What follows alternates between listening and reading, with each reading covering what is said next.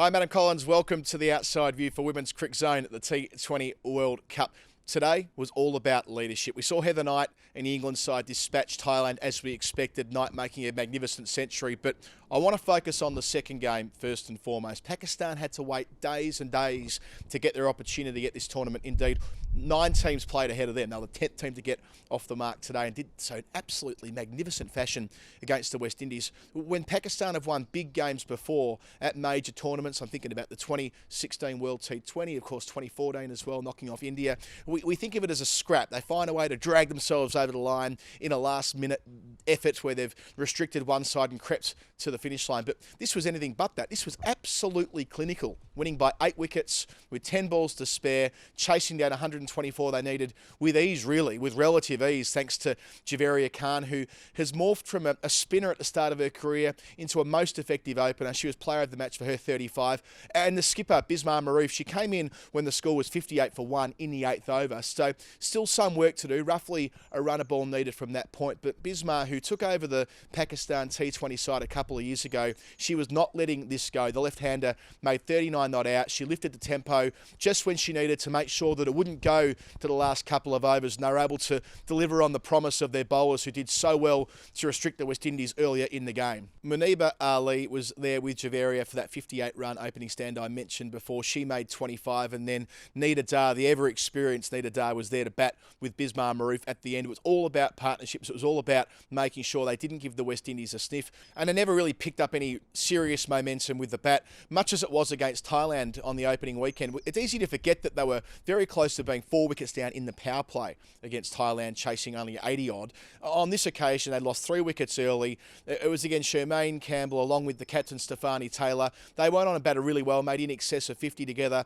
They laid the foundation, but there was no real finishing. They never really looked like they were going to make 140 or 160, and that's to the great credit of the Pakistani bowlers. Diana Baig, who's been a veteran of this side, so fantastic in the field, perhaps better known for her fielding than her bowling on some occasions, but that outswinger to pick up Hayley Matthews' first ball of the game. Look, it wasn't out. It was pitching outside leg. It shouldn't have been given out, and Matthews should have challenged, which speaks to the inadequacy of the umpiring at a lot of these women's tournaments over the years, but that's for another day. Baig picked up a couple of wickets. They were consistent through the middle overs, never let the Windies get away, and that gave them a modest chase, as I say, of 124 to get over the line at the first time of asking in Pool B, which really sets it up nicely, considering later in the week they play England. That'll become a really big game, given that England, of course, lost their opening game a couple of days ago to South Africa. I mentioned off the top about Heather Knight. In many respects, it was a record-breaking day.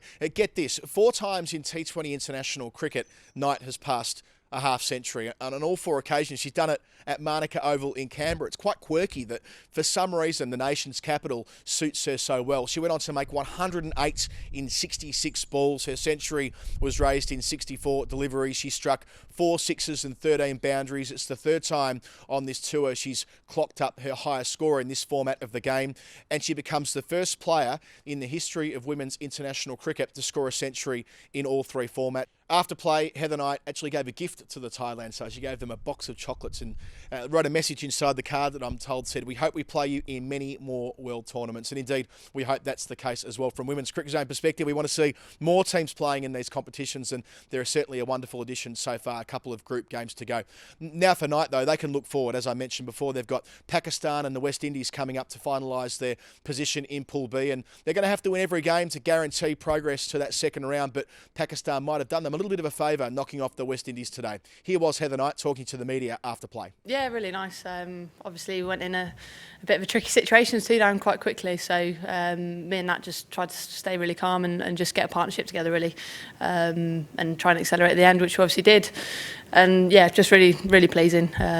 It's been a while since I've been anywhere near 100 in T20 cricket, so nice to kind of finally do the business, I guess, in T20. I'm really pleased how my batting's improved in that area, and it's not very often I outscore Nat, so I'll be on her back, I think, the next few days, because she's often the one at the other end outscoring me. So the West Indies now find themselves in a particularly tough spot. They didn't capitalise on their fixture against Thailand on Saturday. They didn't win by a mile there, which means they didn't get that net run rate boost that England got today after they won by 98 runs, piling on 176 in their batting innings. So when the West Indies do play England on Sunday, which is their next game, they're going to have to win. There's no doubt about that. If the Windies don't beat England, it's game over for them. Between times, England have another fixture I mentioned before against Pakistan, and Thailand play South Africa in the next Pool B game at Canberra as well. At Canberra tomorrow, there's action between Australia and Bangladesh. That's the late game. But the early game in Melbourne is the blockbuster. New Zealand and India in Group A. We've been looking forward to this one